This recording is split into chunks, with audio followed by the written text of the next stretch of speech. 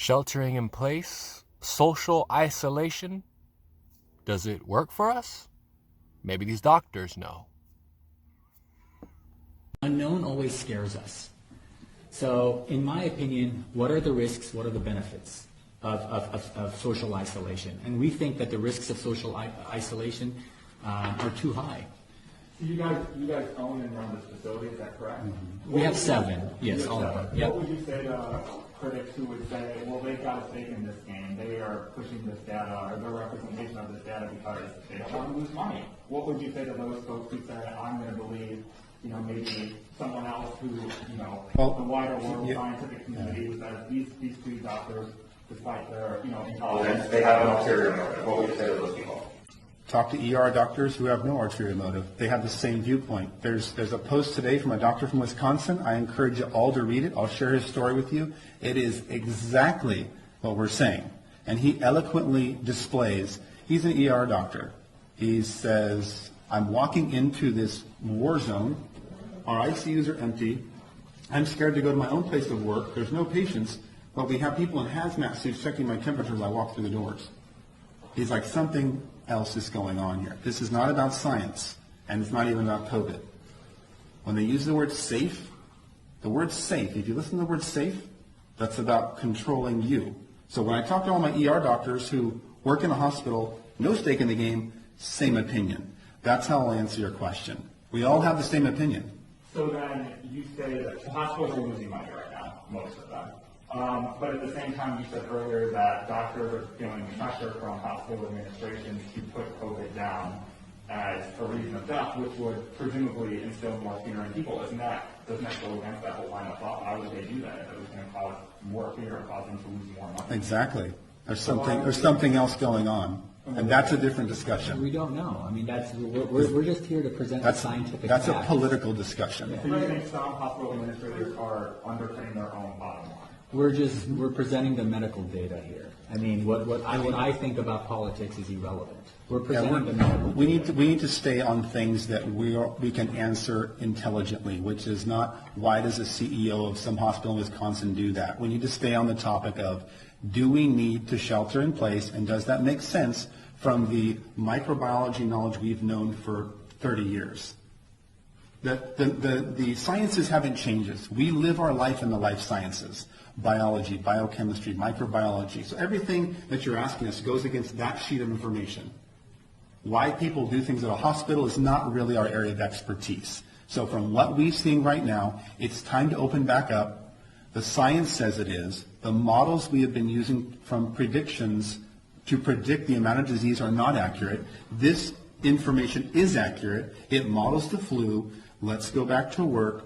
That's what the data is saying. Not models. Data is saying that.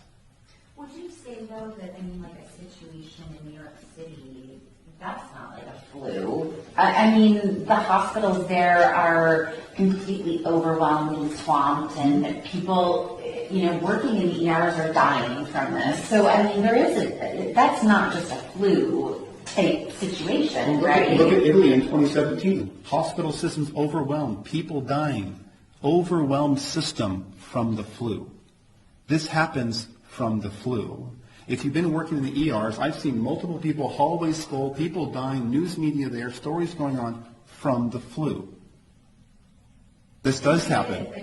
This does happen. It's not just the flu. It's the flu. That's what I mean. That's exactly what I mean. People think it's just the flu. It's just coronavirus. What's the difference? You're used to the flu. You're used to saying it's just the flu. FLU, influenza, is something we've grown up with. You're used to it.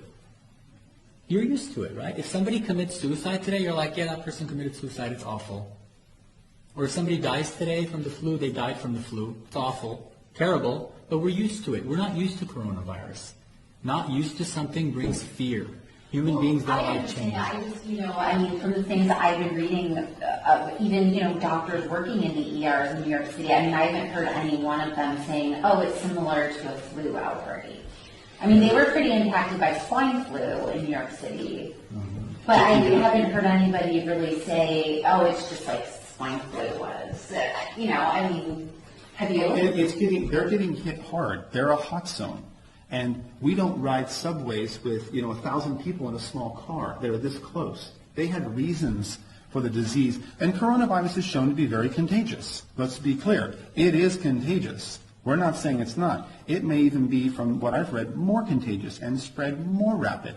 But the actual cause of death and the disease cycle is similar to what we're seeing from the flu, with more of a respiratory component. And they were screaming for ventilators. What percent of people die on ventilators?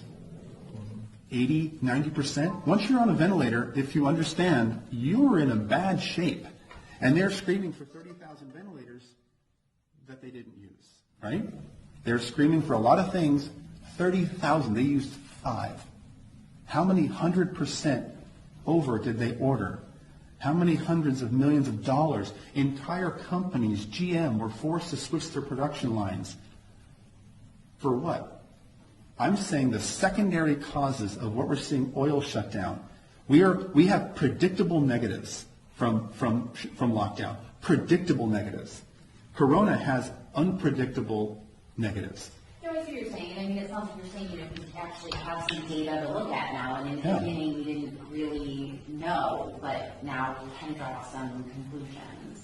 And those conclusions that you guys are able to draw, really the entire nation, do you think, respectively, the numbers are low in those ratios that you were mentioning, the fatality versus how many people have them, because we've been social distancing?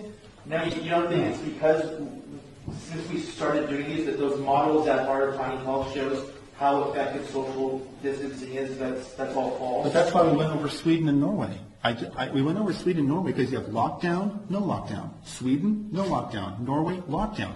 That's 10 million, 15 million people. We have the data. That's what I just went over with you.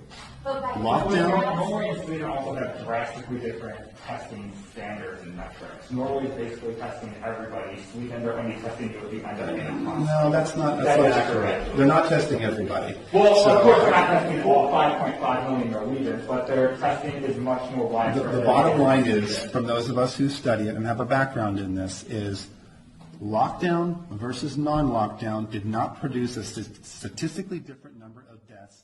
That is the bottom line. That we know. Right, so people could be dying in their home with some other things, but exclude them if they're not being tested and they don't know what the cause of death is. Yeah, and if you're to give me a test on analyzing these numbers and I probably wouldn't perform so well. I guess what I'm trying to cross-reference is I hear our president, I hear our governor say social distancing is working. And you guys are saying it's not needed. So I guess that's what I'm trying to wrap my head around. Like, why is that? It was needed initially. Are they lying? Are they lying? It was needed initially. They actually, we both agree with exactly what they did initially because we didn't know. It was an unknown. Now it is becoming known. Initially, when you don't know something, you're extra careful because you're fearful. It's just like when you see a patient and they're very sick, you test for everything because you're scared. You're fearful. But then as you see more of those patients, you realize, hey, I know what to test for, right? It's shotgun effect versus sniper effect, right? So initially when this data came out of a new virus that's lethal, they went all out. And I think that was appropriate. But now that we have the data, we're seeing that 97% of patients completely recover. And those 4 patients that die, they have over 90% comorbidities. Let's run through that one more time. Out of 100 people, if 96 do fine, the 4 that die, 90% of those 4 have comorbidities. Heart failure, emphysema, rheumatoid arthritis, lupus. They're on immunomodulating medications. They're immunodeficient, HIV. These are the people that are dying. You get some healthy people that die, but that's an infinitesimal number. Tiny. So, and you think that differentiation of the conclusions that you doctors are drawing versus them is because they are academics or something along that line? Well, I think we're in the weeds.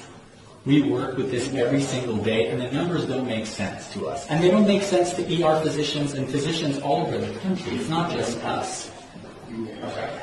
And my final question, just to make sure we get it right, I think you got this. Please keep your first or last name spelling, please, your first or last name spelling, please. Thank you, sir. Dan Erickson, that's DANERICKSON. Perfect, thank you. Artin, A-R-T-I-N, M-A-S-S-I-H-I. Awesome, thank you guys. Thank you, guys. We're not saying we're right. We're saying, here's the data, here's what we understand. It's not a you're right and you're wrong thing. It's the way we interpret data. We work in the field, and some people that are not working in the field and still getting a paycheck have a different opinion. If you weren't getting a paycheck, you might have a different opinion. If you weren't getting a paycheck, if everybody in here is getting a paycheck, right? Cafe Rio is not. They've all been furloughed. When you don't get a paycheck, your opinions start switching. Yeah. If you were at home, furloughed, for the unforeseeable future, would you be excited about staying sheltering in place? No, I mean, I completely understand. I mean, we're seeing this around the country now, I think, that people are demanding that they be allowed to go back to work and... Well, it's also, at what point, who says what's safe? Are you smart enough to know what's safe for you? Or is the government going to tell you what's safe for you? Who tells you what? As soon as they use the word safe, that means control. We know what's safe for you. You're too dumb to understand disease, you see. We know what's safe.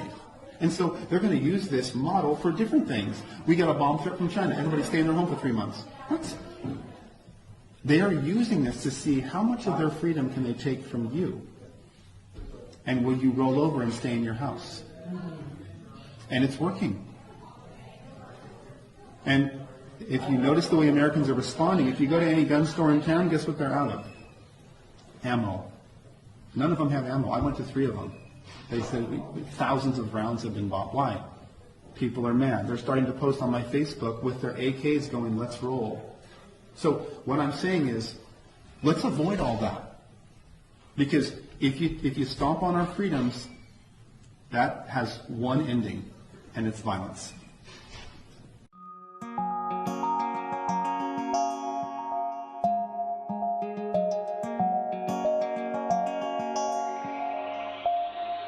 Like a diamond in the sky,